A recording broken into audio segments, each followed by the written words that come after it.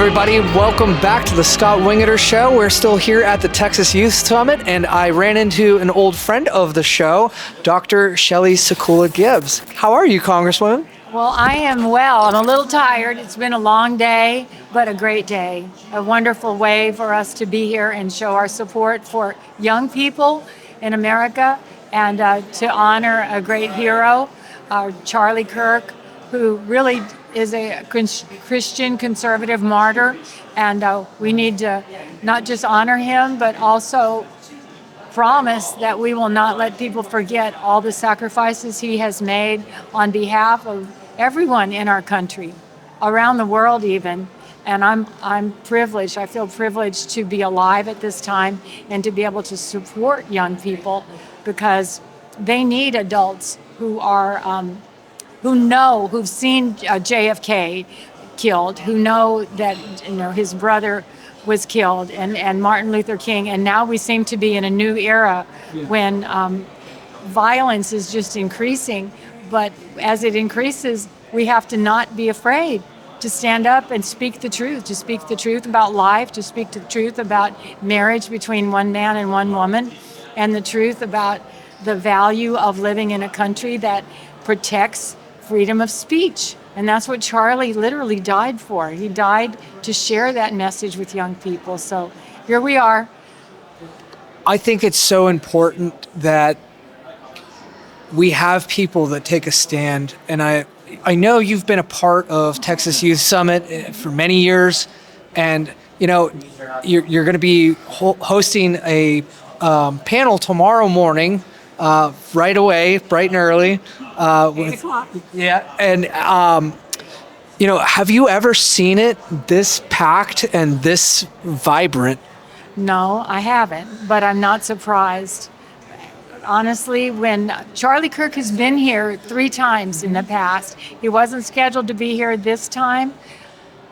Maybe if he had been, things would be different. You never know. You can't go back. Everything in God's time. But that said, that's how I met Charlie Kirk, was through being at the Texas Youth Summit. He was so kind, so charming. He loved young people. They gravitated to him. I watched it. I witnessed it. And it's horrible to think that he won't ever be coming back. But I'm encouraged that his beautiful wife, Erica, will take the reins of the organization and grow it to even bigger and more powerful and stronger. And hopefully she would be able to come here sometime soon. I go to a lot of these events, and that's how I meet wonderful people like you. And, you get to meet these congresswomen and congressmen and senators and state senators and all of these politicians and all of these big names. And you get to run into these people and you can actually meet them. And something I noticed is with my background being an interrogation analyst in the military, I can see right through the people that put on a mask and the people that were the real deal. And I had the privilege of meeting Charlie at the Texas Youth Summit event as well back in the day. And I can say honestly that he was one of those guys that was the absolute real deal. Do you have a comment on that? Not only was he the real deal, but he was an intellectual giant. Yes. And I know you're an educator and you teach college level, and I'm a physician, I'm a dermatologist, and lots of letters behind my name. But I listened to Charlie Kirk, and he's one of the most brilliant people I've ever heard speak, just on every topic. There was hardly anything that came up from the audience, because he had open mic, that he didn't have a depth of knowledge on. Right. And no, he was a true Renaissance man, and with no college. Right. And that speaks volumes to American youth. Don't waste your money on a degree that has no value. Mm-hmm. And read the classics, read those great books, the great books of the Western world. That's how Charlie had a lot of these answers, was because he was going through his life and that was his college. He was studying those great works himself and then taking that wisdom and prudence and all of the virtues that you get out of that moral education and applying it to his life. And that's what those books can do for you. No doubt, no doubt. So I'm not saying don't get an education. I'm saying get an education, but don't overpay for it. And I'm also calling out all the colleges that charge too much money. That's outrageous. That's despicable. We need to be fair to our young people. Well, I'm back in college now, actually, in grad school, because I hate myself. But I'm going to political science so that I can teach government as in addition to history and the collegiate level. And I looked up. This is just an interesting fact. If you adjust it for inflation, what a full year of Harvard tuition cost you back in 1964, and I picked that year because that's the year right before Johnson's horrible society. Great society. Yeah, it's such a great society. It would have cost you like $1,650 in 1964 money, which is about $16,000 today. And Harvard now costs you about $60,000 a year. So If you can get in. Right. If you can get in. But the value of an education is really what you put in it and how you discern which classes to take and what degree you get and all of that. So I'm not generalizing. Everybody needs to make up their own mind about how to do it. But I admire Charlie for being a self-educated, wonderful human being, and I'm going to be speaking to Turning Point USA here in the Woodlands this coming week.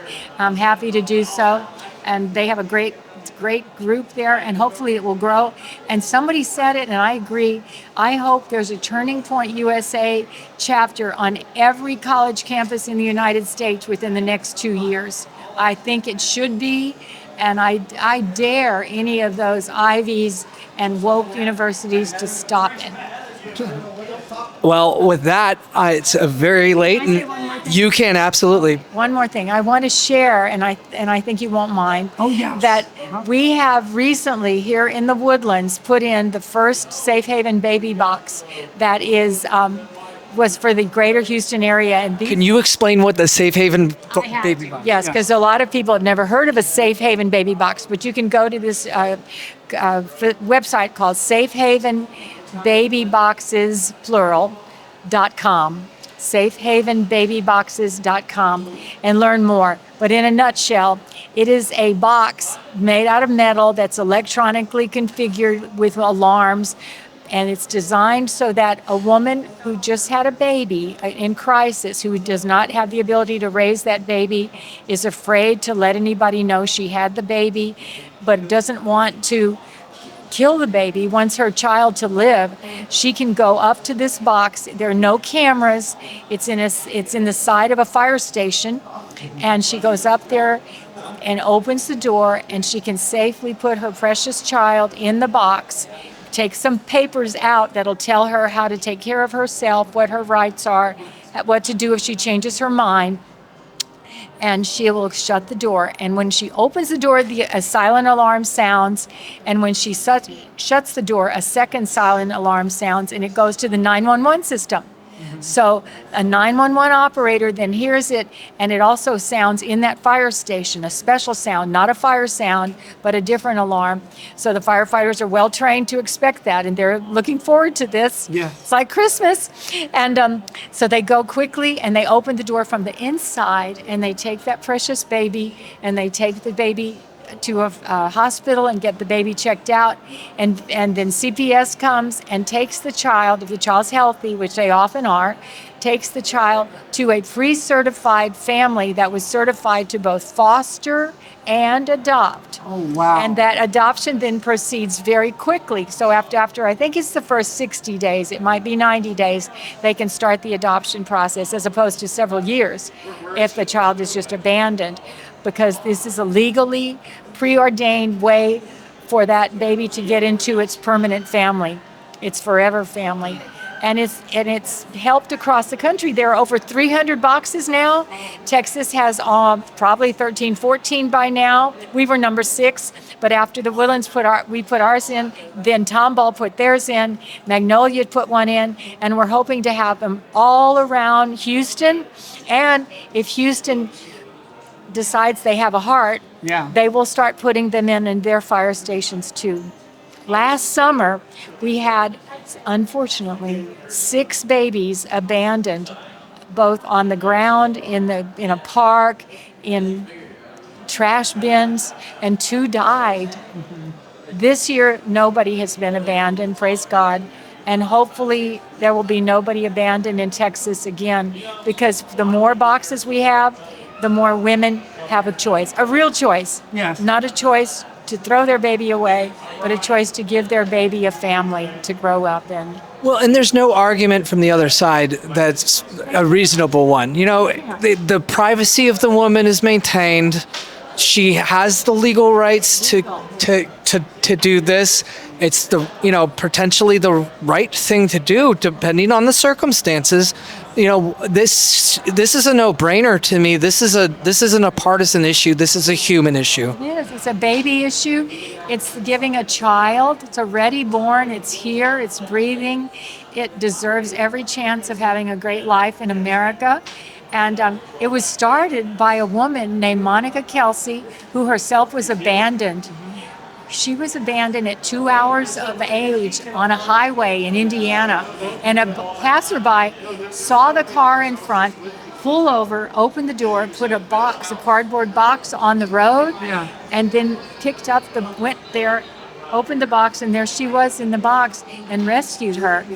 It was a great story, and then it turned out she was passionate about not having any other woman have to ever go through that. Yes. So she flew up to South Africa, where she heard about these baby boxes, saw it in action in a church, and then brought the concept back to the United States, and is going from state to state to change the laws to allow what's called not a face-to-face relinquishment or surrender.